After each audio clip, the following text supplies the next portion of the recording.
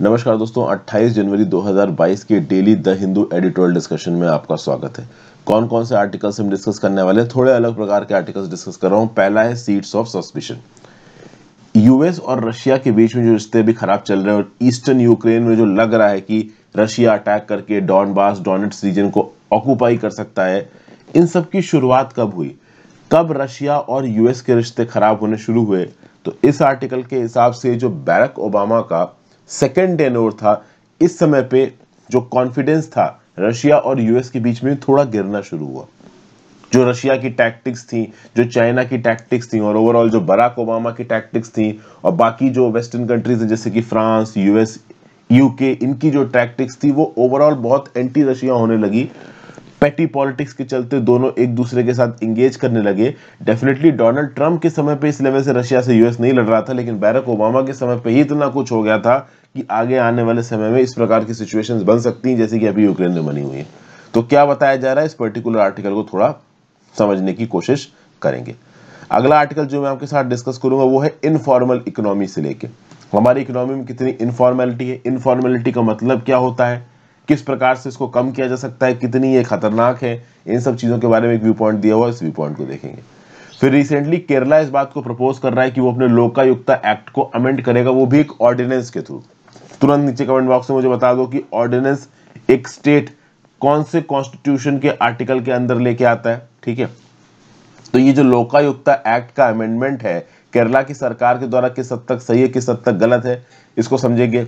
और इंडिया के अंदर 2,80,000 केसेस आ रहे हैं, तो इस कंटेक्स्ट में एक व्यू पॉइंट दिया हुआ है, schools must reopen as severe cases dips and vaccination coverage increases. ये किस बेसिस पे यहाँ पे बोला जा रहा है? ठीक है ना, मतलब एक तरफ तो लोग बोल रहे हैं कि भाई केस बहुत खोल रहे हैं, आप स्कूल मत खोलो।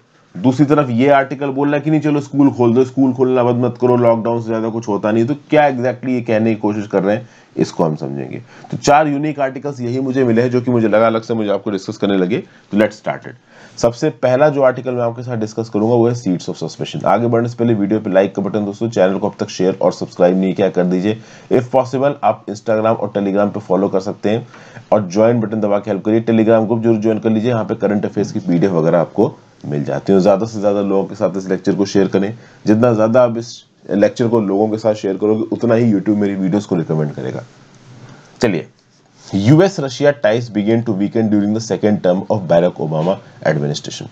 देखिए, इस समय पर रशिया ऑलमोस्ट यूक्रेन के मिलिट्री इन्वेजन करने को खड़ा हुआ है। टेंशंस ऑल टाइम हाई हैं मॉस्को और वेस्ट के बीच में, और इसकी वजह बताई जा रही है the seeds of deep rooted suspicion between US and Russia were sown during the second term of Barack Obama administration. Barack Obama administration का जो सेकेंड टेन्योर था उस समय पे कुछ ऐसी चीजें हुई थी जिसके चलते आज यूएस और रशिया के बीच में रिश्ते इतने खराब हो गए। अब ये ऑथर को कैसे पता है जो यहाँ लिख रहा है आर्टिकल? देखिए, ऑथर है यहाँ पे नारायण जी, और उस समय पे द हिंदू के ये यूएस करस्पॉन्डेंट थे। होता है ना कि बड़े बड़े जो मीडिया हाउसेस होते हैं, द हिंदू एक बड़ा मीडिया हाउस है, तो इनका एक करस्पॉन्डेंट होगा जो अलग अलग कंट्रीज में डिप्लॉयड होगा, मेजर कंट्रीज में। तो यूएस में भी इनका एक करस्पॉन्डेंट होता, तो वो ये थे नारायण जी। तो ये कह रहे थे कि 2010 से लेके 2015 के बीच में एक कोल्ड वॉर 2.0 टाइप का चल रहा था यूएस रशिया के बीच में।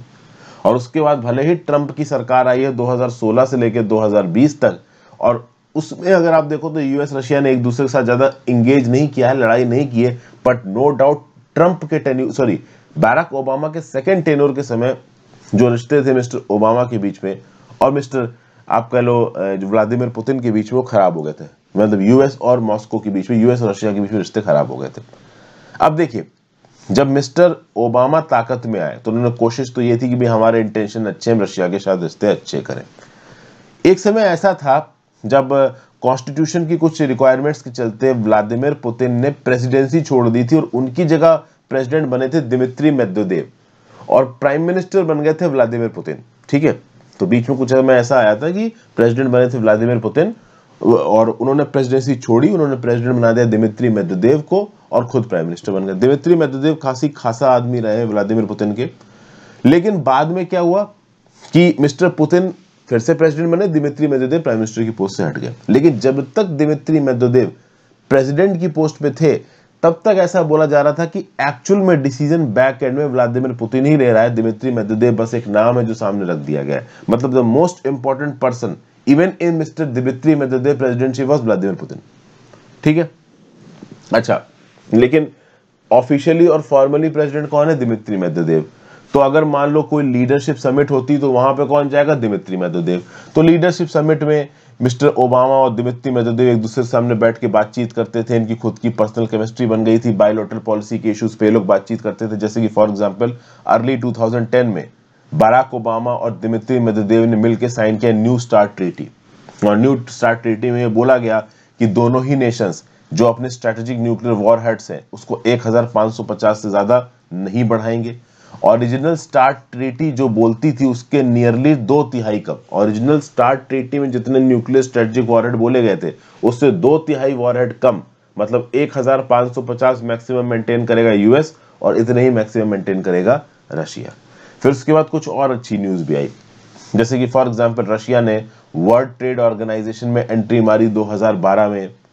तो ये तो आप कह सकते हो कि कुछ अच्छी अच्छी चीजें हुई रशिया और यूएस के बीच में जब तक दिमित्री मेदवेदेव लीड कर रहे थे। लेकिन उसके बाद पिक्चर में आते हैं हमारे व्लादिमीर पुतिन साहब, और जैसे ही व्लादिमीर पुतिन साहब पिक्चर में आएंगे वैसे ही यहाँ पे प्रॉब्लम होनी शुरू हो जाएगी। कैसे प्रॉब्लम होनी शुरू होगी इसको समझने की कोशिश करते हैं। सबसे खास बात यहाँ पे यह है कि ये प्रॉब्लम बायलैटरल नहीं थी। एक चीज होती है बायलैटरल, जैसे फॉर एग्जांपल एक लड़का है रोहन, उसकी मोहन से लड़ाई हो गई, ठीक है, रोहन मोहन का पर्सनल मैटर था, लेकिन रोहन और मोहन की लड़ाई हो गई किसी तीसरी लड़की सीमा के चलते, ये थर्ड पार्टी की वजह से लड़ाई हुई। उसी प्रकार से यहाँ रशिया यूएस के बीच में हुआ। रशिया और यूएस के बीच में लड़ाई डायरेक्टली इनके मैटर्स की वजह से नहीं हुई, किसी तीसरी पार्टी की वजह से हुई। जैसे कि फॉर एग्जांपल रशिया का जो इन्वॉल्वमेंट था लिबिया और सीरिया में, इसको लेके एक डीस्टेबलाइजिंग इफेक्ट आ गया। आपको पता है कि यूएस जैसी कंट्रीज की हमेशा से आदत रही है कि ये दूसरे के पचड़े में टांग अड़ाते हैं, ये हमेशा से इनकी आदत रही है। जैसे फॉर एग्जांपल 2011 में एक यूएन रेवोल्यूशन हुआ, और इस यूएन रेजोल्यूशन में ये बोला गया कि भाई लिबिया में जो इतनी प्रॉब्लम चल रही है, तो लिबिया में इस यूएन रेजोल्यूशन के थ्रू बोला गया कि नो फ्लाई जोन बनाया जाएगा, और उस नो फ्लाई जोन के अंदर किसी भी कंट्री के मिलिट्री जहाज नहीं निकलेंगे। अब इस नो फ्लाई जोन को रशिया ने भी सपोर्ट किया, चाइना ने भी सपोर्ट किया लिबिया में स्टेबिलिटी लाने के लिए। लेकिन यूएस, यूके, फ्रांस और बाकियों ने क्या बोल दिया कि नहीं भाई हमारे तो मिलिट्री हवाई जहाज जाएंगे यहाँ पे। आप समझ रहे हो, लिबिया में सिविल वॉर चल रहा है, प्रॉब्लम से कुछ, और लिबिया में एक नो फ्लाई जोन बनाने की बात की जा रही है यूएन रेजोल्यूशन के थ्रू। वहां पे चाइना रशिया बोल रहा है कि ठीक है भाई हम अपने जहाज नहीं ले आएंगे, बाकी आप लोग मतलब शांति रखो। लेकिन नहीं, यूएस, यूके, फ्रांस क्या फट्टा अड़ा रहे हैं कि नहीं भाई हमारे तो जहाज आएंगे, तो तुम लोग साइड रहो। तो अब रशिया चाइना बोलेगा नहीं कि तुम हमारे जहाज आएंगे, तुम ज्यादा ताकतवर हो तो हम भी आएंगे, ठीक है। उसके बाद अगर आप देखो in Syria, while civil war escalated around 2012, it was again Moscow and Beijing that blocked numerous UN sanctions resolutions on critical of Bashar al-Assad, even as US and Western European power choose to recognize the Syrian opposition national coalition. Syria एक ऐसा sphere रहा है जहां पे Russia, China हमेशा से western powers के opposition में रहे। सीरिया में क्या है कि भाई रशिया ने बोला कि हम तो बशर अल असाद को सपोर्ट करते हैं, चाइना ने बोला हम बशर, चाइना हालांकि उस हद तक सीरिया में डायरेक्टली इन्वॉल्व नहीं, लेकिन रशिया बहुत हद तक डायरेक्टली इन्वॉल्व है। रशिया ने बोला हम तो बशर अल असाद को सपोर्ट करेंगे, यूएस ने बोला अरे बशर अल असाद को कैसे सपोर्ट करोगे, हम तो अपोजिशन को सपोर्ट कर रहे हैं। तो सीरिया का जो अपोजिशन था नेशनल कोलिशन, इसको सपोर्ट किया यूएस ने, ठीक है। तो अभी यहाँ पे यूएस और रशिया आपस में एक दूसरे से लड़ने लगे किसी थर्ड पार्टी को लेके। तो सीरिया के अंदर अपोजिशन को सपोर्ट कर रहा है यूएसए, बशर अल असाद को सपोर्ट कर रहे हैं रशिया, लड़ पड़े दोनों एक दूसरे सीधे सीधे नहीं लड़ रहे हैं, बट रशिया के अंदर अपोजिशन को सपोर्ट कर रहा है यूएस और रूलिंग पार्टी को सपोर्ट कर रही है रशिया। बैक एंड से सपोर्ट दोनों अलग अलग पार्टी को दे रहे हैं, वो दोनों अलग अलग पार्टी रशिया में आपस में लड़ रही है। तो इनडायरेक्टली तो यूएस रशिया ही लड़ रहे हैं ना भाई। उसके बाद सर्जेई मैग्निट्स्की नाम का एक रशियन लॉयर था, ये 2009 में रशियन प्रिजन में मर गया। इसने रशियन अथॉरिटीज के ऊपर करप्शन के चार्जेस लगाए थे। तो बाद जब यूएस कांग्रेस रशिया के ऊपर सैंक्शंस लॉ लेके आया 2012 में, तो वो इस पर्टिकुलर रशियन लॉयर के नाम पे रख दिया। तो रशिया की सरकार और भड़क गई कि यार ये तो हमें ही सीधे सीधे नीचा दिखाने की कोशिश कर रहे हैं। फिर जो एडवर्ड स्नोडेन, जो कि फॉर्मर एनएसए कॉन्ट्रैक्टर था, यूएस के इंटेलिजेंस के लिए काम करता था, इसने रिवील कर दिया कि कैसे यूएस इंटेलिजेंस डोमेस्टिक और फॉरेन टारगेट्स को, मतलब फॉरेन एसेट्स को टारगेट करती है। अब उसके चलते ओवरऑल आप देखो तो भाग के पर्टिकुलर पर्सन रशिया में पहुंच गया। तो एडवर्ड स्नोडेन इतना हद तक यूएस के अगेंस्ट बोल पाया, किसके दम पे बोल पाया, रशिया के दम पे बोल पाया। और फाइनली 2014 में देखो नाटो का ईस्टर्न एक्सपेंशन करने की कोशिश की यूएस ने, उसके चलते रशिया नाराज हो गया। 2014 में व्लादिमीर पुतिन ने क्रीमियन पेनिनसुला को कब्जा लिया। क्या कर लिया बाराक ओबामा ने? कुछ नहीं किया, थोड़े बहुत यहाँ पे सैंक्शंस लगा दिए। एक लिमिट से ज्यादा तो वैसे भी बाराक ओबामा जाके भाई रशिया से लड़ नहीं सकते, दोनों ही न्यूक्लियर आर्म्ड कंट्रीज हैं। ये जो नाटो का ईस्टर्न फ्लैंक है ना, इसको हमेशा से यूएस ने एक्सपेंड करने की कोशिश की है यूरोपियन रीएश्योरेंस इनिशिएटिव से। यूरोपियन रीएश्योरेंस इनिशिएटिव क्या है कि यूएस यूरोप को रीएश्योरेंस दे रहा है कि रशिया तुम्हारे यहाँ आएगा, तुमको बचाएंगे। क्या बचाओगे? क्रीमियन पेनिनसुला यूक्रेन का ले लिया रशिया ने, तुमने क्या कर लिया? तुमने ज्यादा कुछ सैंक्शंस लगा दिए, उन सैंक्शन से कुछ होने वाला तो देखो है नहीं। तो बात यहाँ पे ये है कि मिलिट्री एडवेंचरिज्म तो नहीं हुआ मिस्टर ओबामा की तरफ से रशिया के अगेंस्ट, बट रिश्ते इतने ज्यादा खराब हो गए कि साइलेंट प्रकार की लड़ाई चल रही। और इस साइलेंट प्रकार की लड़ाई में जो मिडिल प्लेयर्स है उनका नुकसान हो रहा है, खासकर यहाँ पे यूक्रेन का बहुत ज्यादा नुकसान हुआ है। फिर भाई एक और न्यूज निकल के आई थी कि जो डोनाल्ड ट्रंप यूएस के राष्ट्रपति बने थे उस साल, आपको याद होगा कि बहुत हद तक रशियन ग्रुप्स के ऊपर इल्जाम लगाया गया था कि इन्होंने इलेक्शन रिजल्ट्स को इन्फ्लुएंस करने की कोशिश की है। और हिलरी क्लिंटन तो ओपनली व्लादिमीर पुतिन को उल्टा सीधा बोलती थी, उल्टा सीधा करी आती थी। तो ये कुछ ऐसे वजहें हैं जिसकी वजह से बहुत पहले ही यूएस और रशिया के बीच में जो रिश्ते हैं वो बहुत हद तक खराब हो चुके हैं। डीप सस्पिशन आ गया है और वो सस्पिशन यहाँ पे जा नहीं रहा है। दोनों ही कंट्रीज एक दूसरे को बहुत ज्यादा सस्पिशन की नजरों से देखती। तो ये आर्टिकल हमने डिस्कस किया। आई होप आपको आर्टिकल में थोड़ा यूजफुल कुछ लगा हो। अगला आर्टिकल है open the school. Schools must reopen as severe cases dip and vaccination coverage increases. देखिए इंडिया में अभी भी 2,80,000 केसेस दिन के आ रहे हैं। एक अनकंफर्टेबल स्टैटिस्टिक है, बहुत ज्यादा केसेस आ रहे हैं, कम नहीं है। जब सेकेंड वेव शुरू हुई थी कोरोना की, याद करिए फरवरी मार्च अप्रैल 2021 की बात कर रहा हूं, उस समय पे भी शुरुआत में जब 2,80,000 केसेस आने शुरू हुए थे तो प्रॉब्लमेटिक हो गई थी चीजें। ठीक है, अब यहां पे देखो कि तो ऑलमोस्ट सेकेंड वेव के मिडिल फेज में जितने केसेस आ रहे थे उतने ही केसेस अब आ रहे हैं। तो केसेस कहीं पे भी किसी भी हाल में कम नहीं है। ओके, अब हमको ये समझना पड़ेगा कि ओमिक्रॉन में ये जो कोरोना के नंबर ऑफ केसेस ज्यादा आ रहे हैं, इसमें ये है कि भाई चलो ठीक है हॉस्पिटलाइजेशन कम हुआ है, लेकिन कुछ ऐसे स्टेट्स हैं जहां पे हॉस्पिटलाइजेशन में अपसर्ज देखने को मिला है, मॉर्टेलिटी ज्यादा देखने को मिल रही है। तो ये बोल देना कि भाई ओमिक्रॉन में मौतें हो ही नहीं रही हैं, सीवियर इन्फेक्शन हो ही नहीं रहे, ये देखिए गलत होगा। अगर आप देखो तो बहुत से ऐसे केसेस हैं जहां पे स्टेट्स ने रिपोर्ट किया है कि ठीक है भाई नंबर ऑफ केसेस ज्यादा आ रहे हैं ओमिक्रॉन के, लेकिन कोविड के बाद उन्होंने जितने बेड्स सेटअप किए अपने हेल्थ सेक्टर में 95% बेड्स खाली है। तो बहुत सारे लोगों को, प्लेयर्स को, सरकारों को, पॉलिसी मेकर्स को, हॉस्पिटल एनालिस्ट को ये लग सकता है कि ओमिक्रॉन का इन्फेक्शन माइल्ड है और बहुत हद तक लोग वैक्सीनेटेड हैं, तो जितना 2021 में बवाल हुआ था सेकेंड वेव के दौरान उतना नहीं होगा। देखिए कुछ हद तक तो ये बात सही है, कुछ हद तक तो कहीं ना कहीं वैक्सीनेशन के दम पे हम लोग अपने आप को स्टेबलाइज कर पा रहे हैं। तो चूंकि हॉस्पिटल्स में बहुत ज्यादा लोग भर्ती हो नहीं रहे, ओमिक्रॉन की इन्फेक्शन को माइल्ड समझा जा रहा है, तो कहीं ना कहीं राज्य की सरकारों के अंदर एक ये चीज आ गई है कि भाई ठीक है ज्यादा सीवियर लॉकडाउन मत लगाओ, रिस्ट्रिक्शंस ओपन किए जा सकते हैं, बिजनेस एस्टैब्लिशमेंट को सर्व करने के लिए अलाउ किया जा सकता है, पब्लिक प्लेसेस ओपन किए जा सकते हैं। अब यहाँ पे बात आती है स्कूल्स की। स्कूल को भी बहुत जगहों पे ओपन किया जा रहा था, हालांकि अलग अलग लोगों की अलग अलग राय है। कुछ लोग बोल रहे हैं कि भाई स्कूल को आप बंद ही रखो, कुछ जगहों पे एडमिनिस्ट्रेटर्स रिलेक्टेंट हैं ओपन करने के लिए, और कुछ जगहों पे सरकारें बोल रही कि नहीं भाई स्कूल वगैरह ओपन कर दो। कुछ जगहों पे तो आप देखोगे कि 3 लाख केसेस आ रहे हैं, तो माँ बाप तक टेंशन में आ गए थे कि यार 3 लाख केसेस आ रहे हैं और सरकार यहाँ पे स्कूल को खोलने की बात कर रही है।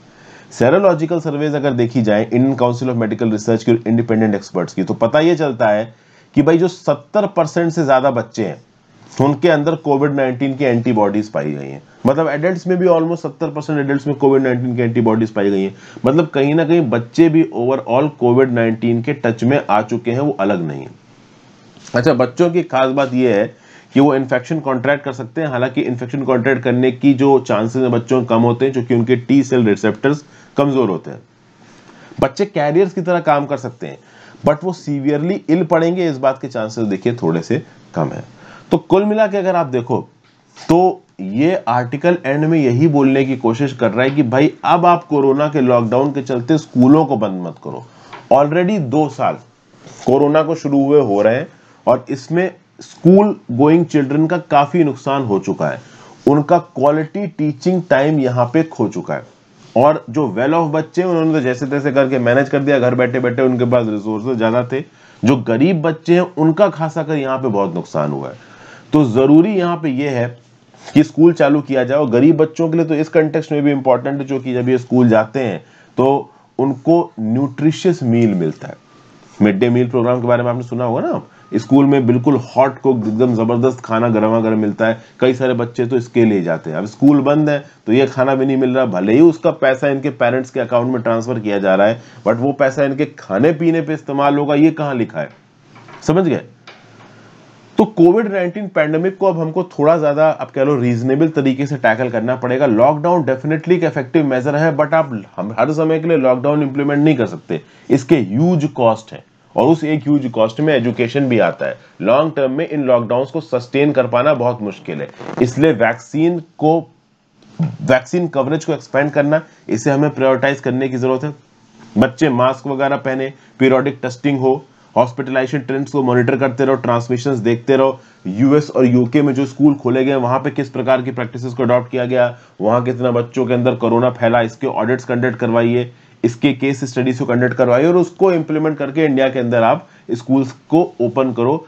बंद रखना हमेशा के लिए ये एक सही अप्रोच नहीं होगी, ये यहां पे बताया गया। चलिए अगले आर्टिकल चलते हैं। Wrong route, Kerala's moves to dilute the Lokayukta law through an ordinance is questionable. तो भाई केरला की सरकार ने प्रपोजल दिया है कि ये लोकायुक्ता एक्ट को अमेंड करेंगे, वो भी ऑर्डिनेंस के थ्रू। ऑर्डिनेंस आप समझते हो ना, ऑर्डिनेंस कौन सी सिचुएशन में लाया जाता है कि भाई देखिए, जैसे फॉर एग्जांपल सेंटर में लोकसभा सेशन में नहीं है, राज्यसभा सेशन में नहीं है, या मान लो दोनों ही सेशन में नहीं है, तो ऐसे केसेस में अगर ऐसा कोई नियम कानून जो कि बहुत ज्यादा जरूरी है, तो आर्टिकल 113 के अंदर सरकार उसको ऑर्डिनेंस रूट से ले आई। उसी प्रकार से मैंने आपसे यहाँ पे एक सवाल पूछा है कि भाई राज्य की सरकार में गवर्नर जब ऑर्डिनेंस लाता है तो कौन से आर्टिकल के अंदर लाता है, ये नीचे कमेंट बॉक्स में बताओ, मैंने ढंग से पढ़ा रखा है। तो इसी ऑर्डिनेंस के थ्रू जब केरला की जो स्टेट लेजिस्लेटिव असेंबली है वो सेशन में नहीं है, तब आप ऑर्डिनेंस के थ्रू एक ऐसा नियम कानून ला रहे हो जिससे आप लोकायुक्ता एक्ट को अमेंड कर रहे हो। अब ये गलत है। ओके, अभी के लिए लेफ्ट डेमोक्रेटिक फ्रंट की जो सरकार है पिनराई विजयन साहब की, लीगल ओपिनियन के थ्रू इन अमेंडमेंट्स को लाने की कोशिश कर रही है, और बहुत तेजी में इन अमेंडमेंट्स को लाने की कोशिश कर रही है। और इसमें खासा कर जो सेक्शन में अमेंडमेंट लाया जा रहा है वो है section 14 of the Lokayukta act. अब section 14 of the Lokayukta act क्या कहता है? लोकायुक्ता एक्ट ये कहता है कि मान लीजिए किसी सर्विंग पब्लिक सर्वेंट के अगेंस्ट, जो कि यहां पे मिनिस्टर भी हो सकता है कैबिनेट में, तो सोचिए पिनराई विजयन साहब की जो कैबिनेट है इसके अंदर के मिनिस्टर तक को लोकायुक्ता उसकी कुर्सी से हटा सकता है अगर उसके ऊपर लगे हुए इल्जाम प्रूव हो जाते हैं तो। और रिसेंटली ही यहां पे कुछ ऐसा हुआ है। केरला की कैबिनेट के एक मिनिस्टर थे जिनका minister of higher education and minority welfare KT Jaleel, April 2021 में केटी जलील को रिजाइन करना पड़ गया। इनके ऊपर नेपोटिज्म के चार्जेस लगे थे और वो यहां पे प्रूव हो गए। तो ऐसे केसेस में केटी जलील को यहां पे ये रिजाइन करना पड़ा। तो अब इसका मतलब क्या होगा? इसका मतलब ये होगा कि लोकायुक्ता इतना ताकतवर हो गया कि कल की डेट में लोकायुक्ता को अगर प्रूफ मिल जाता है किसी एक कैबिनेट मिनिस्टर के अगेंस्ट भी, तो उस केस में लोकायुक्ता कैबिनेट मिनिस्टर को भी हटा सकता है कुर्सी पर से। ये जो पर्टिकुलर प्रावधान है ना, इसको कमजोर करने की कोशिश कर रही है केरला की सरकार। केरला की सरकार पहली बात तो ये बोल रही है कि भाई मान लो लोकायुक्ता को पता भी चल गया कि हाँ भाई ये पब्लिक सर्वेंट या ये मिनिस्टर ने गड़बड़ की है और उसको लोकायुक्ता ने हटा दिया, तो कोई तो अपील होनी चाहिए ना। अगर आपके ऊपर कोई इल्जाम लगाता है, आपको कोई सजा देता है, या मान लो कोर्ट सजा देती, तो हाई कोर्ट ने अगर आपको सजा दी तो आपके पास सुप्रीम कोर्ट में जाने की सहूलियत है, अपील का आपके पास अधिकार है। ऐसा कोई अधिकार यहां दिया नहीं गया। लोकायुक्ता ने किसी के खिलाफ जब इल्जाम लगाए और वो इल्जाम अगर प्रूव हो गए तो उसको उसकी कुर्सी से हटा दिया गया, फिर वो कुर्सी पे आकर बैठ सके, ऐसी अपील का कोई प्रावधान नहीं उस पर्टिकुलर इंडिविजुअल के पास, जैसे यहाँ पे केटी जलील के साथ हुआ। प्लस यहां पे केरला की सरकार ओवरऑल एक और चीज अमेंड करने की बात करी। केरला की सरकार बोल रही कि जो लोकायुक्ता का एक्ट है, जैसे लोकायुक्ता ने मान लो कोई डिसीजन दिया और किसी पब्लिक सर्वेंट को हटा दिया गया, तो उस पब्लिक सर्वेंट को हटाने के 3 महीने के अंदर अंदर या तो गवर्नर या केरला की सरकार या कोई एक अथॉरिटी इस बात पे डिसाइड करेगी कि लोकायुक्ता की जो फाइंडिंग्स है वो सही है या नहीं है। अब लोकायुक्ता ने फाइंडिंग्स की, इन्वेस्टिगेशन की और उसके बेसिस पे अपना जजमेंट दिया। अब उसके बाद सरकार फाइंडिंग करेगी, देखेगी कि भाई लोकायुक्ता ने जो किया वो सही किया या गलत किया। ठीक है, तो ये सब बातें ओवरऑल यहाँ पता गया। अच्छा, एक और बात है, ये कौन से बेसिस पे केरला की सरकार कर रही है? केरला की सरकार बोल रही है कि हमारा ऑर्डिनेंस सही है। अगर एक कैबिनेट का मिनिस्टर ही हटा दिया जाता है लोकायुक्ता पे कहने पे, तो केरला की सरकार कैसे कह रही है कि उनका कहना सही है? केरला की सरकार का बोलना है कि देखिए, चीफ मिनिस्टर के एडवाइस पे गवर्नर अपॉइंट करता है एक मिनिस्टर को, ठीक है। अब चीफ मिनिस्टर के एडवाइस पे अगर गवर्नर अपॉइंट कर रहा है एक मिनिस्टर को, उस मिनिस्टर को अगर हटा दे रहा है लोकायुक्ता, तो लोकायुक्ता यहां पे वायलेट कर रहा है article 163 and article 164 of the constitution. तो यहां पे मिनिस्टर को अपॉइंट करने की ताकत गवर्नर के पास है with the advice of chief minister, और बीच में लोकायुक्ता नाम की बॉडी आ जाती है जो कि इन्वेस्टिगेशन के बेसिस पे बोल देती है कि इस मिनिस्टर ने करप्शन किया है, इसको कुर्सी से हटाओ। तो ये यहां पे बिल्कुल भी सही नहीं है। कुर्सी पे रखने की, हटाने की ताकत गवर्नर की है on the advice of chief minister. इसके बीच में लोकायुक्ता को कुछ नहीं बोलना चाहिए। तो इस रिस्पेक्ट में यहाँ पे लोकायुक्ता एक्ट जो है आपका केरला का, इसको अमेंड करने की कोशिश कर रही है पिनराई विजयन की एलडीएफ सरकार। यहाँ पे इसके अगेंस्ट जो अपोजिशन पार्टीज हैं वो ऑब्वियस सी बात है बवाल करेंगी। Congress led United Democratic Front और बीजेपी दोनों ने गवर्नर से अपील की है कि आप इस ऑर्डिनेंस को प्रोमलगेट मत करिए, ये ऑर्डिनेंस बिल्कुल गलत है, ये करप्शन को आगे लेके जाएगा, ये स्टेट लेजिस्लेटिव असेंबली की ये जो सरकार है इसकी डिक्टेटोरियन टेंडेंसीज को बढ़ाएगा। ठीक है भाई, ये अब तक हमने यहाँ पे ओवरऑल केस देखा। खास बात यह है कि इस लोकायुक्ता एक्ट को भी एलडीएफ की सरकार के समय लाया गया था। 1999 में जब एलडीएफ की सरकार को लीड कर रहे थे एके नायनार, उस समय पे लोकायुक्ता एक्ट लाया गया था। और अब एलडीएफ की सरकार को ही इस लोकायुक्ता एक्ट में प्रॉब्लम दिख रही, वो यहां पे हटा रहे हैं। अब ओवरऑल किस हद तक इस प्रकार के एक्ट्स इफेक्टिव हो, देखिए इसके पहले बहुत सारी चीजें ऐसी हो चुकी हैं। जैसे फॉर एग्जाम्पल अभी के लिए सुप्रीम कोर्ट ये डिसीजन दे चुका है, और तो अभी के लिए मान लीजिए किसी कोर्ट में किसी लेजिस्लेटर एमपी एमएलए के अगेंस्ट केस चलाया गया और उस केस में ये प्रूव हो जाता है कि इस एमपी एमएलए ने गलत किया है, कॉन्विक्ट किया जाता है उसको, तो उस केस में वो एमपी एमएलए डिस्क्वालीफाई हो जाएगा हाउस का मेंबरशिप रहने के लिए, और लंबे समय तक डिस्क्वालीफाई रहेगा। 2013 तक पहले क्या होता था कि मान लो हाई कोर्ट में डिसीजन आया और हाई कोर्ट के डिसीजन में बोला गया कि this MP MLA is responsible for this act, और उसको सजा दी गई मान लो 3-4 साल की, तो उस केस में उस एमपी एमएलए के पास एक ऑप्शन होता था कि वो सुप्रीम कोर्ट में जाके अपील कर दे एक टाइम पीरियड के अंदर, और अपील कर देता था तो वो अपनी कुर्सी पर बैठा रहता था। सुप्रीम कोर्ट ने 2013 में क्या बोला कि अगर हाई कोर्ट ने किसी भी कोर्ट ने एक एमपी एमएलए के ऊपर कन्विक्शन कर दिया है कम से कम 2 साल का, तो भाई वो इमीडिएटली एमपी एमएलए रहने के लिए एलिजिबल नहीं रहेगा, उसको अपनी कुर्सी छोड़नी लगेगी, और कम से कम 6 साल तक वो अपने कन्विक्शन की सजा काटने के बाद इलेक्शन भी नहीं लड़ सकता। बेसिकली यहां पे जिस particular representation, I think section 8 clause 4, मैं क्लियर नहीं हूं, आप मुझे नीचे कमेंट बॉक्स में क्लियर करो, section 8 clause 4 of the representation of people act 1951 की यहां पे बात हो रही है, जिसके थ्रू स्ट्रक डाउन करके सुप्रीम कोर्ट ने यह बोल दिया था कि पहले जो प्रावधान होता था कि भाई हाई कोर्ट ने सजा सुनाई, ये एमपी एमएलए रिस्पॉन्सिबल है, तो एमपी एमएलए क्या करता था, सुप्रीम कोर्ट में अपील फाइल कर देता था और अपनी कुर्सी पर बैठा रहता था और केस सालों किसता रहता था। अब ऐसा नहीं होगा। अब अगर आपको एक कोर्ट ने सजा सुना दी कि आप रिस्पॉन्सिबल हो, इमीडिएटली आपकी एमपी और एमएलए की सीट चली जाएगी। तो अब ऐसे सर्कमस्टांसेस के बीच में केरला की सरकार ये बोल रही है कि लोकायुक्ता एक्ट के अंदर लोकायुक्ता किसी पब्लिक सर्वेंट या मिनिस्टर को हटा रहा है तो हम उसको रिव्यू करेंगे, ठीक है ना, हम देखेंगे कि ये डिसीजन सही है कि नहीं सही है। तो ये करप्शन फ्री गवर्नमेंट का साइन नहीं है।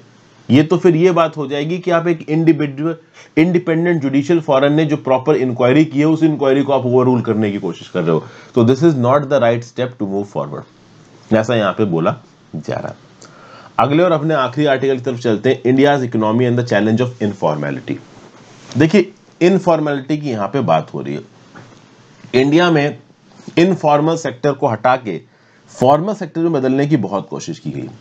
2016 के बाद गवर्नमेंट लेके आई है goods and services tax, digitalisation of financial transactions, enrolment of informal sectors workers on numerous government portals. ये सब क्यों, इससे इनफॉर्मेशन कैसे हो रहा है? देखिए GST, goods and services tax network, अगर आप जीएसटी में रजिस्टर करते हो तो आपको बहुत से बेनिफिट्स मिलते हैं। आपने जो भी जीएसटी भरा है वो आपका रिफंड हो जाएगा। तो रिफंड पाने की चाह में बहुत सारे जो आप कह लो धंधा करने वाले लोग हैं वो अपने आप को जीएसटी से रजिस्टर कर लेते हो। अगर आप एक गवर्नमेंट बॉडी से रजिस्टर हो गए तो फिर आप एक इनफॉर्मल बॉडी नहीं हो, फॉर्मल बॉडी हो। फिर फाइनेंशियल ट्रांजैक्शंस को बढ़ाना। अगर आप डिजिटल फाइनेंशियल ट्रांजैक्शंस को बढ़ाते हो, कैश में डीलिंग नहीं करते हो, तो किसके थ्रू करोगे? ठीक है ना, बैंकों के थ्रू करोगे तो आपको बैंक में जाके अपना केवाईसी वगैरह सबमिट करना पड़ेगा, तो यहाँ पे फॉर्मलाइजेशन हो जाएगा। उसी प्रकार से ये जो दिहाड़ी मजदूर होते हैं, आपने देखा होगा कि अपने इलाकों में कोई एक जगह पे दिहाड़ी मजदूर इकट्ठा करते हैं, कोई प्लम्बर होता है, कोई दिन का मिस्त्री होता है, तो उसको लोग अपने घर में काम करने के लिए ले जाते हैं। तो इन सब के लिए सरकारी पोर्टल बनाए गए, राज्य की सरकार और केंद्र की सरकार अपना पोर्टल बना रही है। केंद्र की सरकार के पोर्टल का नाम क्या, नीचे कमेंट बॉक्स में बताओ। तो अगर आप इस पोर्टल पर रजिस्टर कर लेते हो तो आपको सरकारी इंसेंटिव्स का बेनिफिट मिलेगा, काम भी मिल सकता है लॉन्ग टर्म में। तो इनफॉर्मल सेक्टर को फॉर्मल सेक्टर में कन्वर्ट करने की ये कोशिशें हैं। कोशिश ऐसी क्यों की जा रही? क्योंकि ऐसा बताया जाता है कि फॉर्मल सेक्टर पहली बात तो ज्यादा प्रोडक्टिव होता है, ऑर्गेनाइज तरीके से यहाँ पे काम किया जाता है। दूसरा, जो लोग फॉर्मल सेक्टर में काम करते हैं उनको मिलते हैं सोशल सिक्योरिटी बेनिफिट्स, और लेबर कोड भी इसलिए भी रिसेंटली लेके आए गए। तो अब आप कह सकते हो कि फॉर्मलाइजेशन की कोशिश पूरी दुनिया में की जा रही है। ओके, कुछ इंटरनेशनल इंस्टीट्यूशन है जैसे कि इंटरनेशनल मॉनेटरी फंड, उनका यह बोलना है कि अगर एक लिमिट से ज्यादा सरकारी इंटरफेरेंस होगा धंधे में, बिजनेस में, काम करने के तरीके में, तो उस केस में फिर इकोनॉमी फॉर्मल नहीं रहेगी, इनफॉर्मेलिटी की तरफ जाएगी। जी हाँ, इंटरनेशनल मॉनेटरी फंड ये बोलता है कि अगर एक्सेसिव स्टेट रेगुलेशन है, सरकार बहुत हद से ज्यादा लेबर और आप कह लो किसी बिजनेस को रेगुलेट करने की कोशिश करेगी, तो उस केस में बिजनेसेस बहुत हद तक परेशान हो जाएंगे और वो फिर सरकारी रेगुलेटरी एम्बिट से बाहर निकलने की कोशिश करेंगे। उस केस में इकोनॉमी में इनफॉर्मलाइजेशन बढ़ेगा। तो इसका क्या मतलब हुआ? इसका मतलब यह हुआ कि हमें बिजनेस करने के तरीके को आसान करना है, हमें बिजनेस के रजिस्ट्रेशन के तरीके को सिंप्लीफाई करना है, हमें बिजनेस कंडक्ट में आने वाले जो नियम कानून है, रूल्स हैं, उनको थोड़ा आसान करना है। फॉर्मल सेक्टर वर्कर्स के जो स्टैंडर्ड ऑफ प्रोटेक्शन है ना, उनको लोअर करना है। जैसे फॉर एग्जांपल आपको पता है कि जो इनफॉर्मल सेक्टर के वर्कर्स हैं, दिहाड़ी मजदूर, दुकान वगैरह चलाते हैं, इनके पास किसी प्रकार का सोशल सिक्योरिटी बेनिफिट नहीं है। लेकिन अगर आप किसी प्राइवेट या सरकारी कंपनी में काम करते हो तो आपके पास एनपीएस बेनिफिट्स होंगे, हो सकता है कि कुछ पीपीएफ में आपने पैसा डाल रखा हो, तो ये सब चीजों के थ्रू आप अपने आप को सिक्योर कर रहे हो कि हाँ भाई, जब आप रिटायर करोगे तो आपको लमसम 2-3 करोड़ रुपया मिल जाएगा, तो आपका फ्यूचर सिक्योर हो जाएगा। तो भाई, जो फॉर्मल सेक्टर्स के वर्कर्स को बेनिफिट मिल रहा है उसको थोड़ा कम कर दो, ठीक है। बिजनेसेस को फॉर्मल सेक्टर में घुसने का जो कंडीशंस है उनको थोड़ी आसान कर दो, तो ऑटोमेटिकली बहुत सारे इनफॉर्मल लोग फॉर्मल की कैटेगरी में आ जाएंगे। इसके लिए कुछ टैक्स रिफॉर्म्स भी किए गए थे 1980s में। एक्चुअली में इंडिया में क्या है कि बहुत सारी कंपनीज टैक्स नहीं भरना चाहती, तो वो अपने आप को रजिस्टर नहीं करती, और जब तक वो अपने आप को रजिस्टर नहीं करेंगी तब तक वो एक जेन्युइन फर्म नहीं कहलाएंगी, और जब तक वो जेन्युइन फर्म नहीं कहलाएंगी तब तक उन फर्म के अंदर काम करने वाले जितने भी लोग हैं वो फॉर्मल नहीं होंगे, इनफॉर्मल वर्कर रहेंगे। और शुरुआत में इंडिया की अप्रोच भी उल्टी थी। इंडिया क्या करता था कि बड़े बड़े जो इंडस्ट्रीज थी ना, उनके ऊपर लाइसेंसिंग चलाता था कि बड़ी इंडस्ट्रीज को ऑपरेट करना है तो तुम भाई इतना ही सामान पैदा कर सकते हो, यही सामान पैदा कर सकते हो, इससे ज्यादा करोगे तो लाइसेंस लेना पड़ेगा, और छोटी इंडस्ट्रीज को फिस्कल कंसेशन देता था। तो ये उल्टा पड़ गया। इससे हुआ ये कि हमारे यहाँ पे इनफॉर्मलाइजेशन बढ़ गया, फॉर्मलाइजेशन बढ़ने के बजाय इनफॉर्मल और ऑर्गेनाइज सेक्टर बढ़ गया। जो सेक्टर्स थे वो टैक्स नहीं देना चाहते थे, और जब इनफॉर्मल सेक्टर बढ़ेगा तो ऑब्वियस सी बात है इन लेबर्स के पास किसी भी प्रकार का कोई सोशल सिक्योरिटी बेनिफिट नहीं होगा, उनको एक्सप्लॉइट यहां पे किया जाएगा। प्लस एक और चीज हुई, जब एक बहुत बड़ा बहुत बड़ा इनफॉर्मल सेक्टर फॉर्मल सेक्टर के साथ थ्राइव कर रहा है, तो इंटरलिंकेजेस होंगे और यहां पे सब कॉन्ट्रैक्टिंग होगी, आउटसोर्सिंग होगी। अब ये क्या चीज होती है, समझिए बात को। यूएस की इकोनॉमी बहुत हद तक फॉर्मलाइज्ड है, इंडिया की इकोनॉमी बहुत हद तक इनफॉर्मलाइज्ड है। मतलब इंडिया की इकोनॉमी के अंदर वर्कर राइट्स के ऊपर ज्यादा बात नहीं होती, कम सैलरी में लोग काम करने लगते हैं। यूएस में बहुत ज्यादा फॉर्मलाइजेशन है, भाई वर्कर राइट्स, ज्यादा सैलरी देनी है, बहुत सारी चीजें होती है। तो इसलिए क्या होता है कि सब कॉन्ट्रैक्टिंग, आउटसोर्सिंग, अपना काम किसी और को दे देना। तो इंडिया में भी अगर कोई फॉर्मल इंडस्ट्री होगी ना, उसको ये पता होगा कि हमको मान लीजिए ये काम खुद से करवाना है। जैसे रिलायंस इंडस्ट्रीज है, अब रिलायंस इंडस्ट्रीज को छोटा मोटा उसका कोई काम है, अगर वो अपने एम्प्लॉयज से करवाएगी तो तनख्वाह ज्यादा देना पड़ेगा।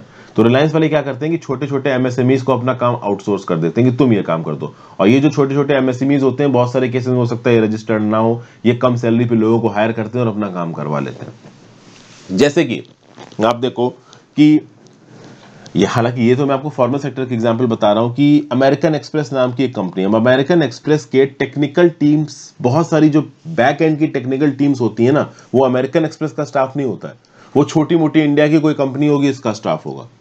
तो ये क्या है, आउटसोर्सिंग, अपना काम किसी और को दे देना। तो फॉर्मल सेक्टर की कंपनीज इनफॉर्मल सेक्टर की कंपनीज को काम दे देती हैं, आउटसोर्स कर देती हैं, उसमें काम इनफॉर्मल सेक्टर के एम्प्लॉयज कर रहे हैं, उनके पास किसी भी प्रकार की सोशल सिक्योरिटी नहीं है, उनको कस के लेता जा रहा है और उनको बेनिफिट्स भी नहीं मिल रहे हैं। तो ये फॉर्मल और इनफॉर्मल सेक्टर की जो खिचड़ी सी पक रही है ना, इसको थोड़ा सॉर्ट आउट करने की जरूरत है और इनफॉर्मल सेक्टर को फॉर्मल बनाने की जरूरत है। इसके लिए हमको रेगुलेटरी हर्डल्स कम करने पड़ेंगे। जितने कम हम रेगुलेटरी हर्डल्स करेंगे, उतना ही ज्यादा इकोनॉमी में जो फॉर्मलाइजेशन है वो बढ़ेगा। ये बातें यहां पे ओवरऑल बताई जा रही हैं। देखिए क्या बोला गया, across the countries the paper, कौन से पेपर की बात हो रही है, तो एक स्टडी हुई थी इनफॉर्मेलिटी एंड डेवलपमेंट। इस पर्टिकुलर पेपर ने क्या बोला है, it finds a negative association between informality and per capita income. मतलब अगर आपकी पर कैपिटा इनकम ज्यादा है तो इनफॉर्मेलिटी कम होगी, मतलब फॉर्मल सेक्टर ज्यादा होगा। समझिए यहां पे जीडीपी ग्रोथ रेट की बात नहीं हो रही है। इंडिया की तो पिछले 2 डेकेड से जीडीपी बहुत तेजी से बढ़ रही है, लेकिन उसके बाद भी इंडिया में इनफॉर्मल सेक्टर ज्यादा है, फॉर्मल सेक्टर कम है। यहां पे पर कैपिटा इनकम की बात हो रही है, और इंडिया का पर कैपिटा इनकम आपको पता है, क्योंकि हमारी आबादी बहुत ज्यादा है। आप स्विट्जरलैंड, यूएस जैसी कंट्रीज में चले जाओ, यहाँ पे पर कैपिटा इनकम ज्यादा है। तो जिस कंट्री की पर कैपिटा इनकम ज्यादा होगी, वहां पे फॉर्मल लेबर ज्यादा होंगे, इनफॉर्मल लेबर वहां पे कम होंगे। ये भी यहां पे बताया जा रहा है। और इकोनॉमिक डेवलपमेंट का सबसे डिफाइनिंग कैरेक्टरिस्टिक पता है क्या होता है, movement of low productivity informal sector workers to the formal और मॉडर्न सेक्टर। मतलब low productivity informal sector workers को मॉडर्न ऑर्गेनाइज सेक्टर वर्कर्स की तरफ लेके जाओ, ठीक है ना। जितना ज्यादा आप ऐसा करोगे, उतना ज्यादा स्ट्रक्चरल ट्रांसफॉर्मेशन होगा। चाइना में स्ट्रक्चरल ट्रांसफॉर्मेशन हुआ है, वियतनाम में स्ट्रक्चरल ट्रांसफॉर्मेशन हुआ है, इंडिया में हो रहा है बट धीमे धीमे हो रहा है, ठीक है ना। इसे हमें तेज करने की जरूरत है।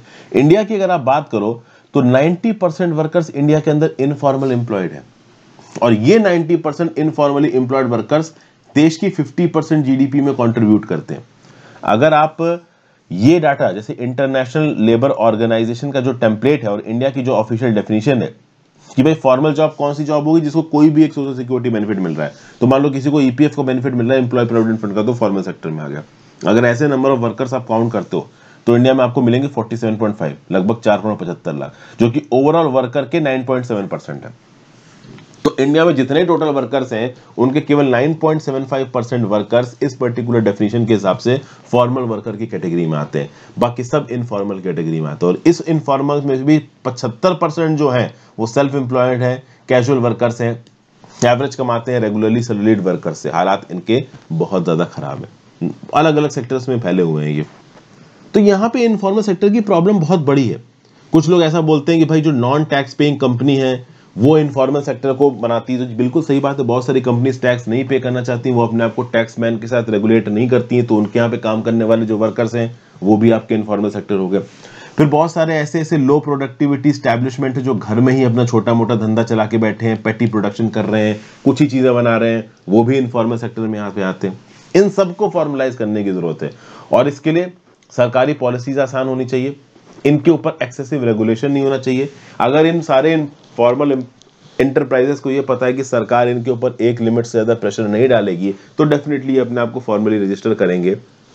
और इसके लिए शुरुआत में ये जो लेबरर्स को, इनफॉर्मल लेबरर्स को इंसेंटिव देने का काम है ना, इंसेंटिव देने का जो फाइनेंशियल बर्डन है ना, वो सरकार को उठाना पड़ेगा। अगर आप इन एंटरप्राइजेस के ऊपर ये बर्डन डालोगे तो ये अपने आप को फॉर्मलाइज करवाना और डिले करेंगे, ये बताया गया यहाँ पर। ये जरूरी भी है कि भाई हम जल्दी से अपनी इकोनॉमी को फॉर्मलाइज करें, क्योंकि पैंडेमिक के चलते हालात बहुत ज्यादा खराब हो गए हैं। हालांकि एसबीआई की एक रिपोर्ट आई थी जिसने बोला था कि फॉर्मेलिटी इंडिया के अंदर बढ़ी है, बट ज्यादातर लोगों ने उस रिपोर्ट को फर्जी ही बताया है। तो कुल मिला के आर नागराज साहब और आर राधिका कपूर साहब के हमने इन पूरे लेक्चर्स को देखा। Thank you for watching friends. ज्यादा से ज्यादा लोगों के साथ इस लेक्चर को शेयर करिएगा, इंस्टाग्राम पे फॉलो कर लीजिए, टेलीग्राम ग्रुप ज्वाइन कर लीजिए, दोनों चीजों का लिंक नीचे डिस्क्रिप्शन बॉक्स में दिया हुआ है। और ज्यादा से ज्यादा लोगों के साथ इस लेक्चर को शेयर करें दोस्तों। इफ पॉसिबल ज्वाइन बटन दबा के हेल्प करें, काफी मदद मिलती है उससे। Have a great day, good bye.